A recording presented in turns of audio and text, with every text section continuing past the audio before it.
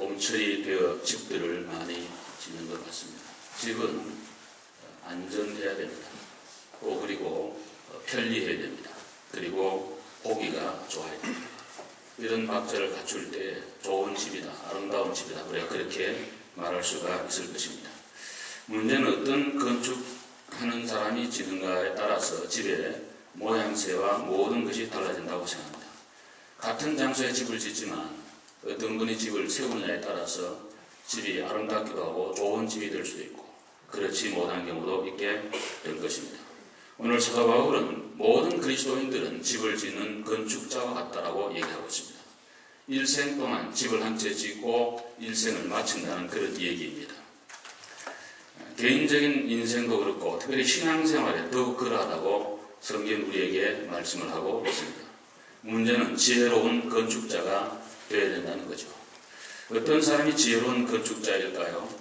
우리 예수님께서 유명한 마태복음 5장, 6장, 7장 상상수훈을 결론내면서 이 말을 듣고 이 말을 행하는 사람은 지혜로운 건축자와 같아서 반석 위에 집을 짓는 것 같아서 비바람이 불고 창수가 나도 무너지지 않고 흔들지 않는다고 그렇게 말씀을 하고 있습니다.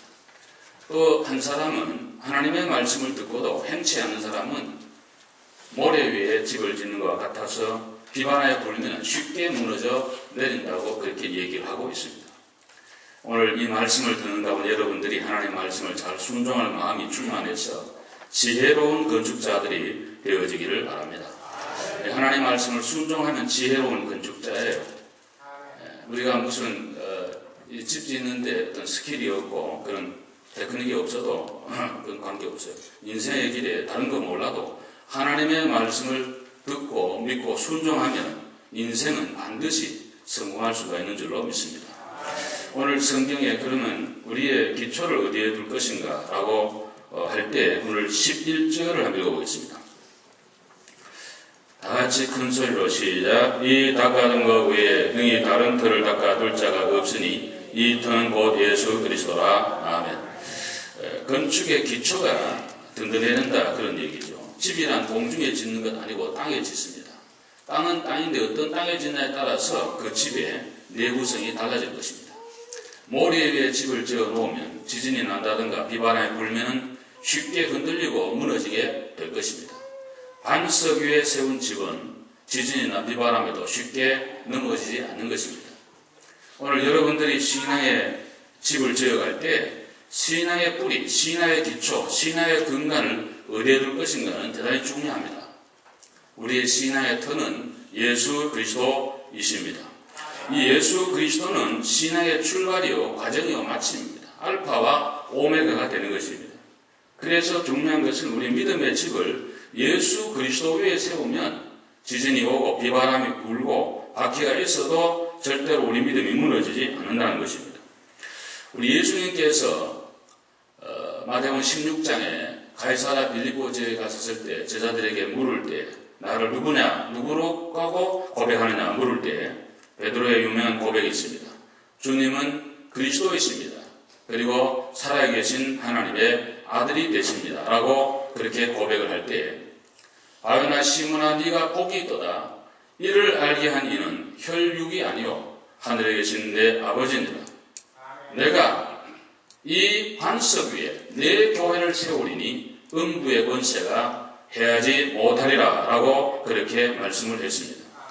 거기에 말씀하는 것은 교회는 베드로와 같은 그런 신앙 고백을 하는 사람들이 모인 것이 교회고 한 걸음 더 나아가면 바로 예수 그리스도 위에 교회가 세워져야 되고 우리 개인의 신앙도 예수 그리스도 위에 예수 그리스도를 구주로 고백하는 그 믿음 위에 우리의 신앙이 세워져야 절대로 흔들림이 없는 그런 믿음이 된다는 것입니다. 여러분은 감정 위에다가 여러분의 신앙을 세우고 있는지 아니면 자기의 경험과 이성과 철학과 주장과 고집 위에 우리 믿음을 세우고 있는지 우리를 돌아봐야 됩니다. 교회가 세워질 때는 분명한 이유가 있어야 됩니다.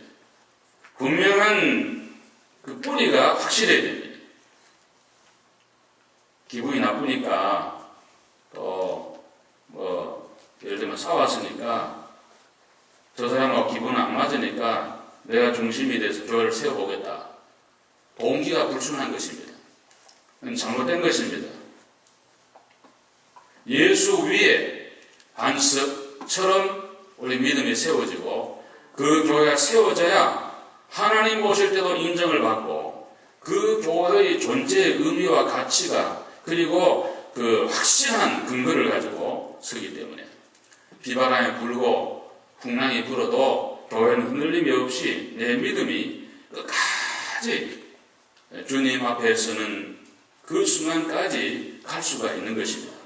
오늘 예배 오신 여러분들 다 그런 믿음이 있기를 주의 이름으로 축원합니다. 예수 그리스도를 근거로 한다는 그 의미가 뭔가? 예수님은 지금 하늘나라에 계시고 뭐 눈에 보이는 거 아무것도 없는데 내 믿음의 터를, 교회의 터를 예수 그리스도 위에 세운다는 그 의미가 과연 무엇인가? 그것은 예수 그리스도를 나의 구주로 영접하는 정말 인격적인 만남을 갖고 예수 그리스도를 나의 개인의 구주로 영접하는 믿음의 결단 있는 그 위에 우리 믿음을 세워가야 된다는 그런 말씀입니다. 오래 교회에 다니, 특별히 우리 장로교회의 약점 가운데 하나가 구원과 영생과 축복을 하나님의 이 주권에다가 많이 강조를 둡니다. 하나님이 선택하고 하나님이 믿게 만들고 하나님이 오게 하고 하나님이 인도한다는 놀라운 성경의 하나님의 주권 신앙이죠. 이건 굉장히 중요한 거고 그런 거 사실이에요. 그러다 보니까 우리는 그냥 교회 왔다 갔다 하고 오래 다니다 보면은 그냥 자연스럽게 천국 가는가 보다 그런 생각을 하기가 매우 쉽습니다. 근데 성경은 개인적으로 마음의 문을 열고 예수 그리스도를 개인의 구주로 영접한 그런 순간이 반드시 있어야 된다. 그냥 습관이 되어서 예배 순서에 익숙하고 교회 생활에 아주 매끄럽게 간다고 해서 신앙이 굉장히 좋고 믿음이 있다 이렇게 성경에 말하지 않고 중요한 것은 인격적으로 예수 그리스도를 우리의 개인의 구주로 영접하는 그래서 중생하고 거듭나고 주와 더불어 생명의 피를 나누는 이 생명적 관계가 반드시 이루어져야 그 사람이 하나님의 자녀가 되고 영생을 누릴 수 있는 그런 축복의 하나님의 자녀의 권세가 있다고 그렇게 말씀하고 있습니다.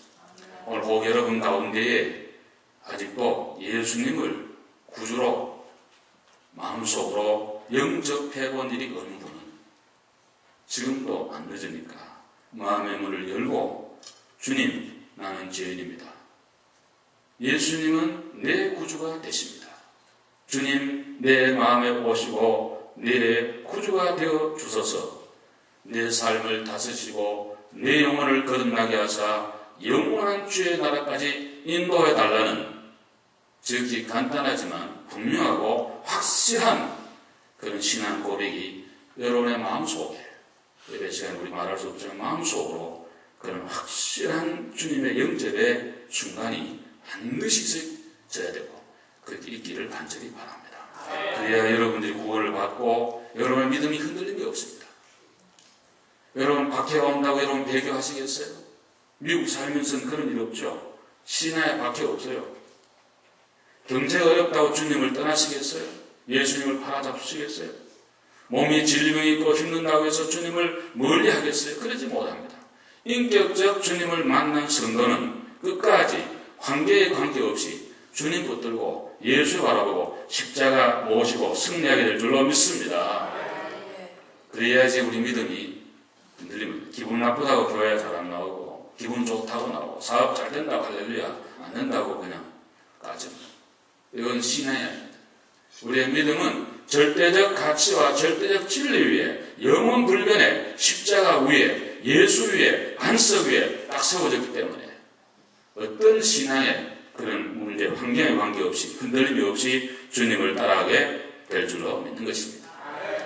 우리 마나탕은 우리가 하는 대로 파이 덩어리라 그래요. 그래서 큰 높은 집들을 많이 짓죠. 제가 살던 타이완은 큰 집을 못 지어요. 지진 때고 밑에가 바위가 아니에요. 그래서 늘 그냥 많이 흔들려요. 제가 침대가 막 춤을 추는 그런 정도의 지진도 경험해 봤는데요. 순간적이에요. 그러는데 뭐 끝났어요 벌써. 뭐 교과서대로 어디로 뭐 침대 밑으로 들어가고 뭐 의자 밑에 가는데 이런 거는 뭐 그게 안 되더라고 보니까. 근데 마라탄도 그렇고 제가 일본도 뭐 가보면 그렇고 타이완도 지진이 많지만 별로 이렇게 웬만한 지진이 안 무너져요. 이 자유중국 사람들 집 지을 때 보면 거의 철근 콘크리트합니다. 그래가지고는 집을 짓기 때문에 지진이 많이 와도 그렇게 많이 손해가 없어요. 일본도 가보면 굉장히 내진성, 지진에 아주 강한 그런 집들을 많이 지어요.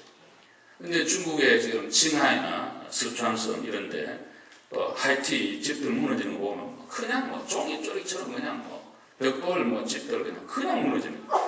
기초가 제대로 안 돼 있대. 우리 믿음에도 그래요. 어떤 분들이 겉은 번들어난데 어떤 사건을 딱 맞이했을 때 개인적인 일이든 가정적인 거든 교회적인 거든 쉽게 그냥 흔들리고 이 신화의 뿌리를 예수에게 안 두고 사람에게 두면 사람 따라고 왔다 갔다 하다가 자기 인생 망치는 거예요. 여러분과 저는 그 어떤 관계도 어떤 일에도 흔들림이 없는 영원 불변한 어제나 오늘이나 영원토록 동일하신 예수 위에 예수님과 함께 알파와 오메가 되신 주님과 더불어 우리 믿음이 딱 서가지고 흔들림이 없이 진동하는 세상이지만 우리는 진동하지 않는 나라를 받았기 때문에 흔들리고 다변한 가변적인 세상이지만 불변의 주님 믿기 때문에 딱 서가지고 그러니까 예수님 바라보고 십자가로 승리한 여러분 되시기를 주의 이름으로 축원합니다. 그래서 우리 믿음이 좀 굳어져야 될 줄로 그렇게 생각합니다. 그 다음에는 어떤 재료로 질 거냐를 오늘 성경이 우리에게 잘 말씀하고 있는데 우리 한번 12절 읽어보겠습니다. 12절 시작. 만일 누구든지 금이나 은이나 보석이나 나무나 풀이나 지프로 이터 위에 세우면 중요한 것은 어떤 재료로 집을 질 건가 이게 중요하다고 생각해요. 집을 반석에 잘 세웠어요. 오늘 믿음을 예수 그리스도에 잘 세웠는데 그러면 어떤 재료로 집을 지을 건가가 관건이라고 생각합니다. 우리 어떤 집을 가보면 집이 난립니다. 잘 지었다는 것은 재료 보고 얘기하는 거 아니에요. 저는 그런 상식이 전혀 없어서 이 집이 잘 지었는지 못 지었는지 그런 거 제가 구별 못합니다만 교우들은 참 그걸 잘 하시더라고요.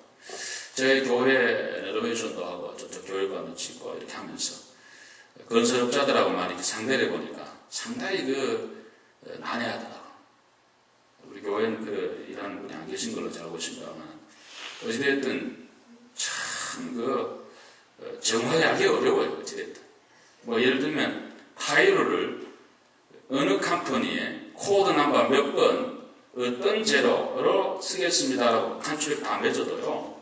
들어올 때 그게 오는지 안 오는지 일일이 체크할 수 없고 집을 지을 때 페이먼트 스케줄이 다 있는데 돈은 계속 나가는데 그만큼 집이 지어졌는지 안 지어졌는지도 정확히 몰라요. 돈은 70% 주고 실제 일은 뭐 30% 40%밖에 안 하는 경우가 참 많거든요. 그래서 어렵고 또 하나는 제가 꼼꼼히 몇 년 동안 생각을 해봤는데 주인 입장에서는 항상 기대치가 있어요. 내가 100불을 투자했으면 이 정도는 되겠다 생각을 아주 대단히 높게 하고 있는데 업자 입장에는 한 70 정도 이렇게 생각, 한 30 정도의 기입이 있더라. 그러니까 항상 그건 좀 다툼이 있고 이렇게 수밖에 없다. 그런 생각을 제가 해보았는데 중요한 것은 집을 짓는 사람이 좋은 재료 가지고 잘 지어주면 너무 고마운 거죠. 인생의 집을 지어가는데 신앙의 집을 짓는데 어떤 재료로 지을 거냐 이게 굉장히 중요한 거예요. 오늘 성경은 두 가지 크게 재료를 얘기하는데 보석과 금과 은, 집과 나무와 풀 두 종류가 딱 있다.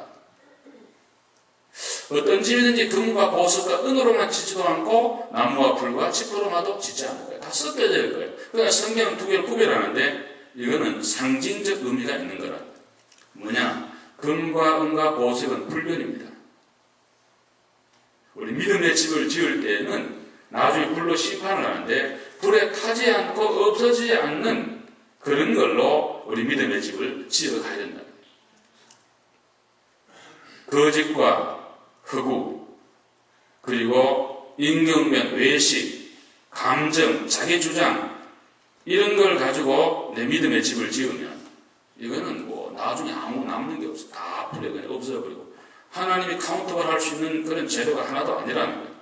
금과 은과 보석은 과연 무엇인가? 그것은 하나님의 영원불변의 말씀을 따라서 우리의 신앙생활을 하나하나 차근차근 해가야 된다. 오늘도 교회를 섬길 때, 내 믿음의 집을 지어갈 때 그 재료가 과연 뭘까? 기준이 과연 뭘까 할 때 그것은 하나님의 말씀이 되어야 된다. 백전 1장 24절에서 25절에 보시면 그러므로 모든 육체는 풀과 같고 그 모든 영광은 풀의 꽃과 같으니 풀은 시들고 꽃은 떨어지지만 하나님의 말씀은 세세토록 있도다 그랬어요. 천대는 없어지겠지만 내 하나님의 말씀은 1.1도 변함이 없다고 그렇게 말씀을 하고 있습니다. 그러므로 하나님의 말씀을 따라서 그 말씀과 더불어서 신앙생활하고 그렇게 집을 지어가면은 절대로 후회가 없어요. 우리는 스스로 질문해보면 그렇잖아요. 여러분 교회를 섬기는데 기분이 나쁘다고 막 감정을 막 표출을 하고 막 드러내고 그렇게 해서 뭐가 될 것도 없지만 된다 한들 그것이 얼마나 마음의 부담입니까? 평생 동안. 내가 왜 그랬나? 힘들고 안 알아주고 어려워도 그래도 진실하게 정직하게 하나님 말씀을 따라서 차근차근 신앙생활을 하나하나 벽돌 한 장을 쌓듯이 그렇게 해나가면 그게 하찮고 말이죠.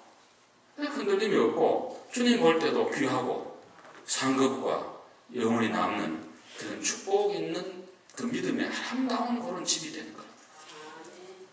여러분 우리 신앙생활에 언제나 하나님의 말씀이 근거가 되어야 됩니다. 우리 미국같이 다원화된 이런 사회에 또 이거 내가 저 사람하고 다르듯 그분은 또 나를 볼 때 또 다른 거예요. 윤리나 가치나 이런 거는 절대 기준이 있을 수가 없어요. 특별히 미국 같은 데는. 획일적이지 않잖아요. 다 다양하잖아. 민족도 다르고 다 다르지 않습니까? 예를 들면 뭐 우리 한국에서 어릴 때 우리 어른들하고 얘기할 때는 절대로 눈을 쳐다보지 말고 단추 3번째 정도에 우리 아버지 말씀이 어른들하고 얘기할 때는 눈을 5곳이 이렇게 하고 해야지 똑바로 쳐다본다고 또 옛날 어른들 말씀은 미국에서는 반드시 사람 눈을 쳐다보고 얘기해야지 눈동자 피하면 이게 또 말이 안 돼. 제가 미국 전화가 저기 노스캐롤라이나 와가지고 그 밥 좋은 학교를 좀 다녔는데 강당이 말이죠 10,000명 들어가는 그런 셰프 예배당이 있어요. 2시간 맞춰 예배를 드리는데 유치부부터 대학원까지 한 10,000명이 모여서 예배를 드리는 참 웅장한 그 올간 그 참 소리 너무 아름다워요. 찬양을 드리고 이렇게 하는데 총장님이 가끔 나오셔가지고 뭐 설교를 한다든가 하고 학생이 꼭 기도를 하는데 나 처음에 너무 놀란 거는 예배 마친 뒤에 기도한 학생이 총장 어깨를 툭툭 치면서 그 위에서 강태사에 어깨를 툭툭 치면서 내려가는데 야 어떻게 학생이 총장 어깨를 치는가. 우리 한국에 어떤 사람들요 이명박 대통령하고 오바마 그때 만나 오바마 대통령 가끔 이 대통령 어깨 툭툭 치면 아니 우리 한국 사람을 대통령 무시해서 그러나그때 그런 거 아니거든요. 이분들은 뭐 아들도 아버지 뭐 심지어 일반 학생도 대통령 어깨를 치고 그 문화의 그런 차이. 제가 아는 여기 미국에 여기 PC에 웨스트필드 교회 미국 목사님 한국 갔다 오셔서 저를 만났더니 이 얘기가 김 목사 내버린 킴 너무 자기 컬처럴 샥을 받았대. 그건 뭐냐면 한국 교회 가니까 설교하러 올라가려고 그러니까 다 신을 벗으라 그러는데 너무 첫째 놀래고 그 다음에는 자기 슬리퍼가 아닌데 슬리퍼를 신으라 그러는데 자기가 도저히 못 신겠는데 남 신던 거 아니고 되겠어. 근데 할 사람 자기 신었는데 너무 이상했다 자기는. 슬리퍼 신고 설교한다는 게 너무 이상한 거야. 옷고어드렸어 제 영어로. 너무너무 이상한 거야. 이게 맞지 않는 거야. 그런데 우리 한국 교회는 옛날에 전부 다 그렇게 했거든요. 그런 차이. 또 제가 중국에 있을 때 보면은 중국 사람들 인사할 때 고개 숙여 인사 안 합니다. 같은 동양인데. 이따 고개를 뒤로 제끼면서 자기가 목사님한테도 입을 약간 내밀면서 뒤로 제끼는 그런 인사법이 그 중국 인사예요. 그러니까 처음 너무 이상해. 나는. 이거 이상하다. 또 뭐 돌잔치에 갈 때는 꼭 홍바오라 그래가지고 빨간 봉투에다가 돌을 넣는데 한국에 빨간 거는 죽은 색 아니에요. 죽은 사람한테나 그러는 거지 어떻게 하냐 그러는데 거기에 만약에 흰 봉투에 돈 넣었다면 큰일 납니다. 장례식 할 때는 꼭 흰 봉투에 넣어야 돼요. 이런 문화의 차이, 이런 거 굉장히 차이. 그건 우리가 다 맞춰가야 돼요. 사람 좀 여유가 있어야 되겠죠. 제가 그 미국 정신건강협회에서 발행하는 행복한 생애를 위한 공고라는 그런 글을 제가 읽고 유익된 것 같아서 소개를. 첫째는 너그러워져라 그러는데, 자기나 타인에게 사람은 좀 너그러워야 됩니다. 너무 타인에 자기도 너무 학대하고 그냥 자기를 못 살게 하면서 막 이렇게 잡아넣는 거, 그 여유가 없고요. 힘듭니다. 다른 사람들도 물론이고요. 그 다음에는 자부심을 좀 가지고 살아야 돼요. 우리 남이 나를 어떻게 평가하는가 이런 데 많이 관심을 가질 수가 있는데요. 우리 심리학적으로 보면 어릴 때 칭찬을 많이 받고 좀 자신감 있게 자란 사람들은요, 남이 말하는 거 별로 관심 없어요. 다른 사람이 우리 아이들에 대해서 뭐 교회에서 어떻게 한다, 전도사님이 왜 뭐 연극하는 시간에 우리 애는 뭐 좋은 거 안 시키고 뒤에 서기만 하냐, 우리 애 잘하는데 이런 말 안 합니다. 왜? 그거 뭐 필요해서 지도자가 그렇게 하는가 보다 이렇게 이해를 하는데, 그렇지 않고 어릴 때 너무 상처가 많고 또 뒤를 못 펴고 산 사람들은 조금 하는 일에 남들이 뭐 말하는 굉장히 관심이 많고 못 견뎌해요. 우리가 자녀들을 좀 할 때 이렇게 자부심을 있도록 그렇게 기르는 거 좋고요. 또 하나는 현실적으로 자신을 그대로 평가하는 게 좋습니다. 너무 자기를 과대 평가하는 것도 문제고, 또 과소평가해서 자격지심을 갖고 너무 뒤로 물러가는 것도 안 돼요. 그래서 항상 난 나일 뿐, 하나님이 나를 보는 게 중요하고, 남들이 나를 이렇게 한다고 올라가는 것도 아니고 이렇게 한다고 내려가는 아니고, 여러분과 우리 모두는 우리대로의 우리로서의 여러분 한 사람 한 사람의 가치가 다 있는 거예요. 또 하나는 삶을 최선을 다하라는 거, 그리고는 또 하나 행복하게 살려면 명랑하게 살아라. 우리 예수 믿는 성도는 영원한 천국에 이미 보증수표를 받아온 줄로 믿습니다. 다 가요. 그러나 이 땅에 있는 동안에도 행복하고 즐겁게 사는 것이 하나님의 뜻이에요. 믿으시면 아멘 합시다. 절대로 눈물을 흘리고 짜고 이렇게 하는 거 하나님 원치 않아요. 여러분 자녀들이 맨날 질질 짜봐요. 좋아하겠어? 그런 거 안 좋아해요. 하나님을 영화롭게 하고 그와 더불어 영원토록 즐거워하는 것이 인간을 창조하고 구원한 목적이에요. 어떤 사람들은 우리 애들 대학 가면 그때 좀 뭐 하겠습니다. 좋아지겠지. 또 집을 사면, 결혼하면 둘이만 나면 좋겠지. 자꾸 이런 얘기를 많이 하고 그러는데 다 쏘고 사는 거 아니에요. 지나보면 알지만. 물어보면 알잖아요. 지금이, 이 순간이, 오늘이 하나님이 내게 주신 최고의 축복의 날인 줄로 믿습니다. 즐거워하며 기뻐하며 그렇게 우리는 살아야 될 것입니다. 우리는 여유있게 살지만, 그러나 신앙의 원칙은 분명해야 돼요. 하나의 뼈대는 분명해야 되는데, 그것은 내 모든 신앙의 삶을 하나님의 말씀을 근거로 내 신앙의 집을 지어가야 그것이 영원히 남는다는 거예요. 또 하나는 반대로 나무와 풀과 짚이 있다 그러는데, 그것은 철학, 헛된 속임수, 율법주의를 말하고 있는 거예요. 사도 바울이 고린도 교회를 세울 때에 헬라 문화권에 있었어요. 저는 고린도를 직접 가본 사람이라서 너무 피부에 와닿아요. 정말 헬라의 유명한 철학이 그 시대를 창궐했던 그런 지역에 목회했던 사도 바울이에요. 철학입니다. 그리고 하나님 말씀 성경 66권이 완성되어 있지 않은 시대예요. 그러니까 이론이 많아요. 헬라의 철학대로 할 거냐, 전통대로 할 거냐, 개인 주장대로 할 거냐, 여러 가지 이론이 많은데 오늘 성경 분명히 말하기를 영원히 불변하는 하나님의 말씀으로 고린도 교회를 세워 가라는 거예요. 그것은 오늘 현대 교회와 우리 신앙생활에도 자기 주장, 철학, 헛된 속임수 이런 거 지우치지 말고 하나님의 말씀으로 내 믿음의 집을 잘 지어야 그것이 영원히 남게 되고 후회가 없다는 그런 말씀입니다. 여러분, 제가 성경을 많이 강조하는데요. 여러분 양심적으로 확실하게 그 마음에 정립을 해야 돼요. 이성이냐 성경이냐 하는 이론이죠. 우리 르네상스 이후에 이성이 발달돼서 성경을 인간의 이성의 사물로 보는 그런 견해가 많고, 전통적인 우리의 신앙은 성경은 하나님의 계시다 그렇게 합니다.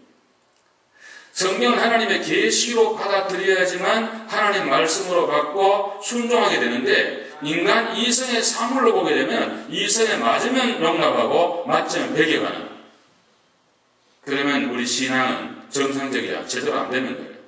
66권 성경은 하나님 말씀으로 믿으시기를 바라고, 그래서 그 앞에 내 이해가 부족하면 내가 부족한 것이 성경 부족한 것 아니에요. 내 마음에 안 들면 내가 잘못된 것이 성경이 잘못된 거 아니라는 거예요. 여러분 마음과 생각을 성경에 순종시키고 맞추어 나가고 거기에 복종할 수 있는 그런 믿음이 있기를 바라고, 하나님의 말씀이 우리를 지배할 수 있는 그런 신앙에까지 우리가 성장해 가야 되라고 믿습니다. 그래서 우리 신앙을 지으면 제대로 짓게 될 것입니다. 또 하나, 그러면 우리의 지은 집에 대한 평가의 날이 반드시 온다는 것입니다. 13절 말씀 다 들어보겠습니다. 다 같이 시작. 각 사람의 공적이 나타날 터인데 그날이 공적을 밝히리니 이는 불로 나타내고 그분이 각 사람의 공적이 어떠한 것을 시험할 것입니다. 아멘. 우리가 지은 집에 대한 평가의 날이 반드시 온다는 거예요. 우리가 집을 지어보면 인스펙터가 한 8번 정도로 갔습니다. 제가 정확한 건 안 해봤지만 기초하고 나면 꼭 계속 옵니다. 미국 인스펙터는 정말 냉정해요. 뭐가 잘못됐다고 절대 지적 안 합니다. 그냥 통과 안 한 걸로 딱 가버려요. 짓는 사람이 코드에 따라서 설계되도록 제대로 지가 알아서 해야 돼요. 뭐가 잘못됐다는 말 안 해줘요. 그래서 항상 법대로 제대로 해야지 시간과 물질을 낭비하지 않습니다. 그리고 최종 CO를 통과해야 합법적으로 그 건물을 쓸 수가 있는 거예요. 믿음 생활에도 마찬가지 일생을 살아가면서 여러분 한번 오늘 인스펙션을 해보시기 바랍니다. 나는 내 믿음이 예수 위에 있는가? 확실한가? 그러나 지금까지 믿음 생활을 성경과 더불어 성경대로 이렇게 믿음 생활을 했는가? 아니면 내 감정이며 주장이며 개동철학 같은 그런 걸 가지고 어떤 전통이나 이런 걸, 내 주장 이런 걸 가지고 믿음 생활을 해왔는가? 그것만이 절대적이고 이렇게만 해야 된다는 그런 생각이 앞서 있는가? 돌아보면서 그렇게 하면 패스가 안 되거든요. 마지막에 남는 게 없거든요. 다 불타버리거든요. 상이 없거든요. 주님 우리를 칭찬할 만한 그런 것들이 없기 때문에 우리를 돌아봐야 될 것입니다. 우리를 제일 잘 평가할 수 있는 사람은 가족이겠죠.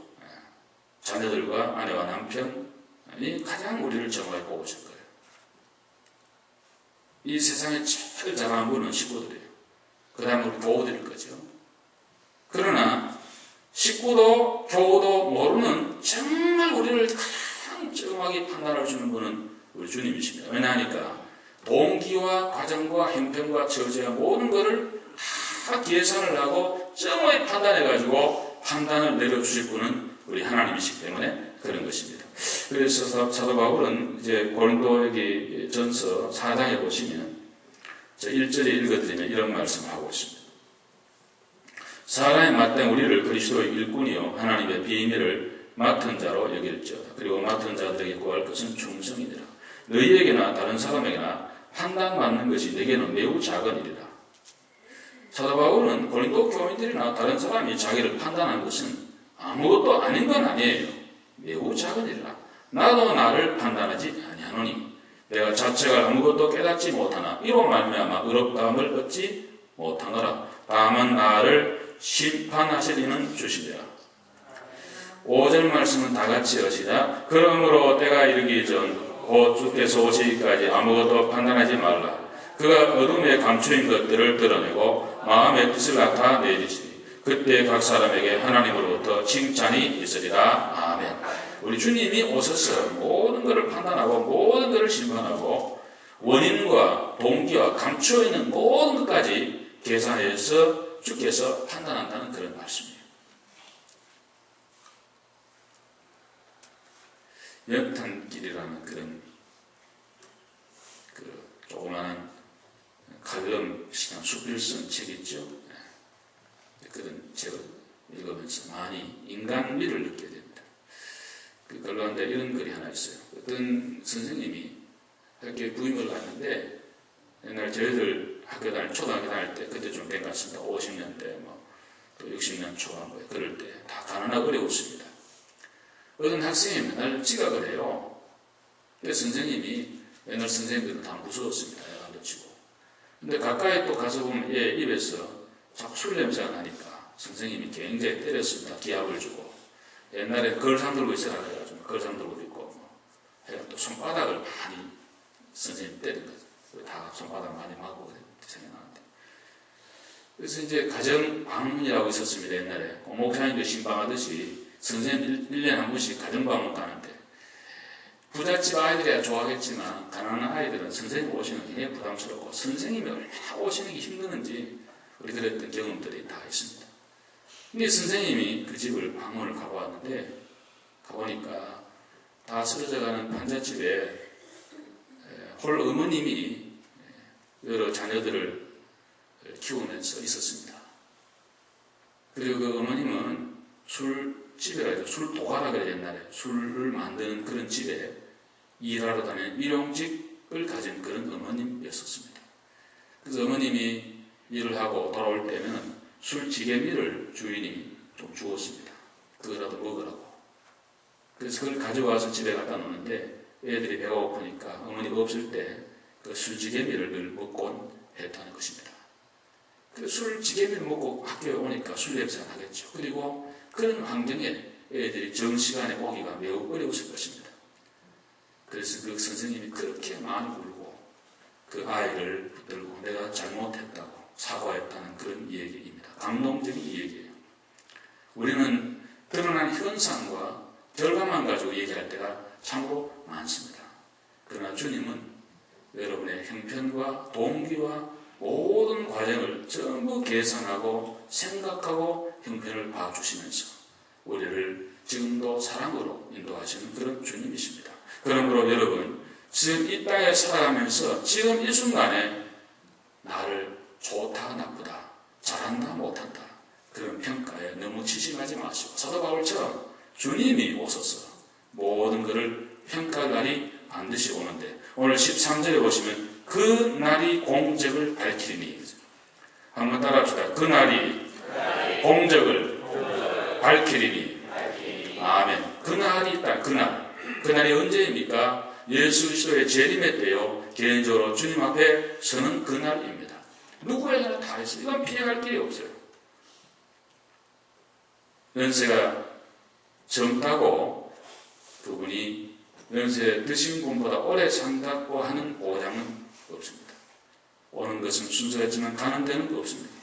한국의 젊은이들이 바다에 46명이나 그렇게 순국을 했습니다. 어떤 수병의 어머니는 그 수병을 화장시키면서 관을 붙들고 오해를 합니다. 얘야, 내가 너무 잘못했다. 네가 이렇게 일찍 갈 줄 알았으면 잘해줄걸. 그렇게 붙들고 관을 화장터로 밀어뜯지 못하도록 하는 어머니의 애절한 울음이 우리 귓가에 들려오고 있는 그런 때입니다.